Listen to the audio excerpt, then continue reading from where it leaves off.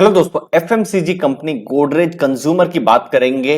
Double upgrade किया गया है कंपनी को मॉर्गन स्टैनली के द्वारा। उसके बारे में हम बात करेंगे, बिजनेस को समझेंगे, शेयर प्राइस, शेयर डिटेल्स के समझेंगे। सबसे पहले मॉर्गन स्टैनली जो कि बहुत ही रेप्यूटेड जो रिसर्च हाउस है, उन्होंने डबल अपग्रेड किया है और ओवरवेट की सलाह दी है। पहले उन्होंने अंडरवेट की बात की थी मॉर्गन स्टैनली ने और 700 का टारगेट दिया था, तो अब डबल अपग्रेड हुआ है तो 1101 रुपए का टारगेट, नया टारगेट इनफैक्ट दिया गया है यहां पर गोदरेज कंज्यूमर स्टॉक पर। तो यहां पर उनका कहने का है कि सबसे बड़ा जो रोल है इसके पीछे वो है नए सीईओ मिस्टर सुधीर सीतापति जी का। तो उनका एक बहुत ही मार्केट में रेस्पेक्ट है और उनके आने के बाद से जो इंप्रूवमेंट के जो साइन है वो दिखने शुरू हुए हैं गोदरेज कंज्यूमर में। लेकिन इसको एक रिस्क भी मानते हैं क्योंकि पिछले 10 सालों में 4 बार सीईओ चेंज हुए हैं गोदरेज कंज्यूमर में। अगर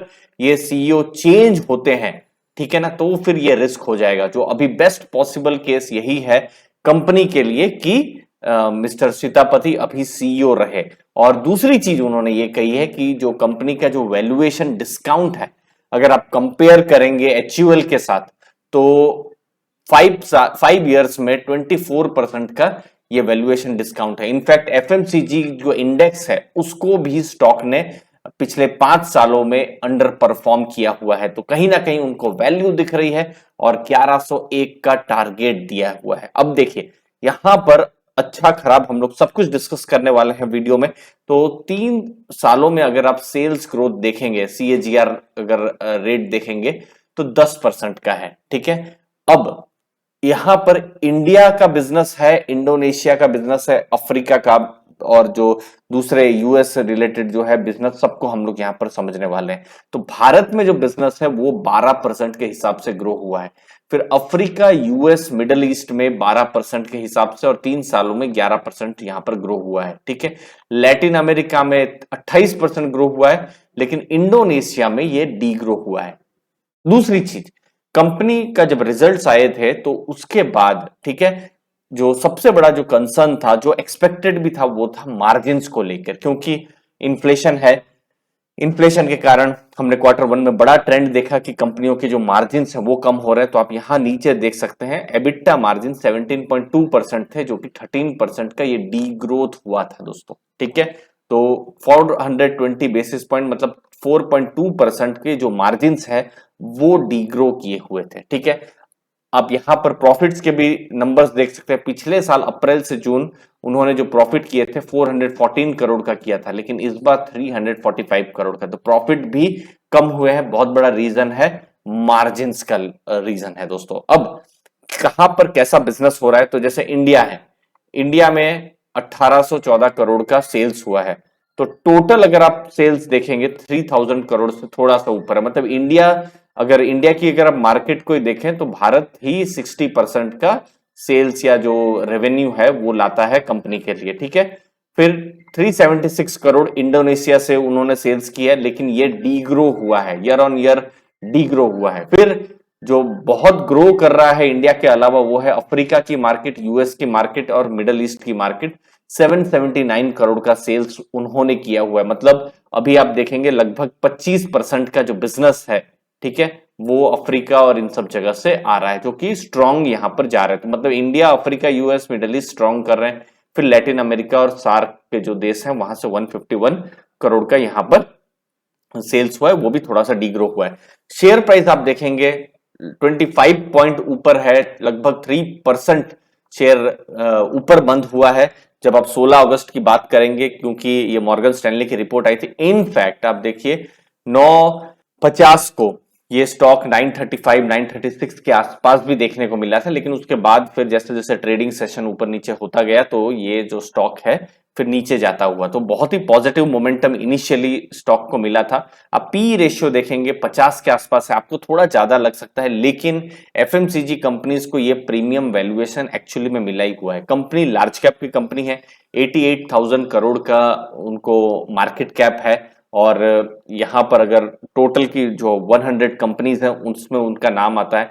अगर यहां मैं टिकर टेप में आपको मैं बाकी के डेटा बता दूं, जैसे इंट्रिंसिक वैल्यू से शेयर प्राइस थोड़ा सा ऊपर ट्रेड कर रहा है, तो कभी भी आपको नीचे लेवल पर मौका मिले तो फिर आप फर्दर स्टडी यहां पर कर सकते हैं।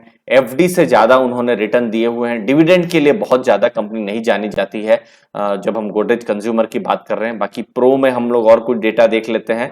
लो प्रोबेबिलिटी है डिफॉल्ट की, क्योंकि यहाँ पर डेट भी थोड़ा सा है यहाँ पर, तो प्रोबेबिलिटी नहीं है, मतलब उनकी क्रेडिट रेटिंग स्ट्रांग है। क्वालिटी और ग्रोथ में भी कंपनी जो है स्ट्रांग स्कोर कर रही है, ठीक है। उसके बाद में आपको जो फोरकास्ट है, जो अलग अलग हिस्टोरिकल डेटा के हिसाब से फोरकास्ट जो है, तो 34 एनालिस्ट लोग हैं जो इस कंपनी को कवर करते हैं, तो उसमें से 85% एनालिस्ट, मतलब जो कि एक बहुत बड़ा नंबर है, जो इस स्टॉक को बाई करने की सलाह दे रहे हैं, जो कि बहुत ही इंटरेस्टिंग है। फोरकास्ट है अगस्त 2023, अगले साल 2023 को। अगेन ये फोरकास्ट बहुत ही बड़े रेंज में है। बेस लाइन आप देखेंगे 889, जो अभी का जो शेयर प्राइस है उसको अगर कंपेयर करें तो 722 भी जा सकता है वर्स्ट पॉसिबल केस में। और इनफैक्ट ये लेवल या 700 के लेवल पर जाए तो फिर तो बहुत ही इंटरेस्टिंग बाई जैसा भी हो जाएगा, क्योंकि तब वैल्यूएशन कम इसकी हो जाएगी, ठीक है ना। अब 1212 जो है बेस्ट पॉसिबल केस है, और एवरेज भी अगर परफॉर्मेंस हुआ तो 980 982 का शेयर प्राइस बताया जा रहा है। तो ऐसा जरूरी नहीं है यही शेयर प्राइस आएंगे, लेकिन आपको एक अंदाजा कहीं ना कहीं आ रहा है कि अगर ये स्टॉक नीचे जाता है तो फिर एक बड़ा ही इंटरेस्टिंग स्टॉक बन सकता है। बाकी रेवेन्यू ग्रोथ का भी यहाँ पर फोरकास्ट है, अर्निंग पर शेयर ग्रोथ का भी यहाँ पर आप देख सकते हैं, फोरकास्ट आपको देखने को मिल सकता है। उसके बाद मैं टिकर टेप में यहाँ पर होल्डिंग्स आपको मैं दिखा देता हूं। आप भी टिकर टेप को एक्सप्लोर कर सकते हैं, मैंने डिस्क्रिप्शन बॉक्स में लिंक दी हुई है, ठीक है। तो आप एफआईआईज देखेंगे, एफआईआईज ने उन्होंने पिछले कुछ क्वार्टर्स में एफआईआईज ने स्टॉक को बेचा हुआ है, जो हमको दिखाई दे रहा है। उसके अलावा म्यूचुअल फंड्स की भी अगर आप हम होल्डिंग देखेंगे तो म्यूचुअल फंड्स ने एक्चुअली में थोड़ी सी बाइंग की है, उन्होंने थोड़ा सा खरीदना शुरू किया हुआ है। तो ये एक इंटरेस्टिंग चीज बता रही है। अभी बिजनेस में जो चैलेंज है वो है मार्जिन्स को लेकर, जो कि कम हुए हैं। जैसे इंडिया का जो एबिटा मार्जिन है वो 22% है और ये 3.8% कम हुआ है। इंडोनेशिया में 8% मार्जिन कम हुआ है। फिर यूएस अफ्रीका में 8.3% मार्जिन है, बहुत मार्जिन नहीं है वैसे, सेल्स बहुत लाता है लेकिन मार्जिन बहुत स्ट्रांग नहीं है, लेकिन मार्जिन वहां पर भी आप देख सकते हैं लगभग 10% मार्जिन वहां पर भी कम हुए हैं। तो ओवरऑल इंडिया का बिजनेस और अफ्रीका का बिजनेस अच्छा करता रहे तो कंपनी अच्छी करेगी। और इंडोनेशिया भी जितना स्ट्रांगली अभी आए बहुत अच्छा है, क्योंकि मार्जिन्स का यहाँ प्रेशर है, सेल्स का भी प्रेशर है। तो इंडोनेशिया बहुत स्ट्रांग अभी फिलहाल ऐसा लग नहीं रहा है कंपनी के लिए कर रहा है। तो गोदरेज कंज्यूमर ने फ्यूचर के बिजनेस को लेकर गाइडेंस भी दिया हुआ था, तो उन्होंने कहा था कि इन्फ्लेशन जो है वो अब कम होना शुरू हुआ है, जो कि एक बहुत ही पॉजिटिव चीज है। क्योंकि देखिए कोई भी उनको चीज बनानी है, जैसे उनके हेयर केयर के प्रोडक्ट्स आते हैं, ठीक है, उनका साबुन आता है, सिंथॉल उनका साबुन है, फिर इंसेक्टिसाइड्स जो है, बड़े बड़े ब्रांड्स जो है वो गोदरेज कंज्यूमर के हैं। तो इन्फ्लेशन अगर नीचे जाता रहे, उनको प्रोडक्ट्स बनाने में उनको कम खर्चा लगे, तो उनके लिए भी अच्छा है, मार्जिन और बढ़ सकते हैं। तो रिकवरी उनको उम्मीद है कि कंजम्पशन में होती रहेगी और जो मार्जिन्स हैं वो भी बढ़ते रहेंगे। तो ये दोनों चीजें जो है गोदरेज कंज्यूमर को लगती है पॉजिटिव है, जो कि एक स्ट्रॉन्ग गाइडेंस है कंपनी के द्वारा। मार्केटिंग पर वो इन्वेस्टमेंट कर रहे हैं, ज्यादा से ज्यादा मार्केटिंग करें तो उनको उम्मीद है कि जो कंजम्पशन है, जो प्रोडक्ट्स हैं और ज्यादा पेनिट्रेट कर सकते हैं मार्केट में।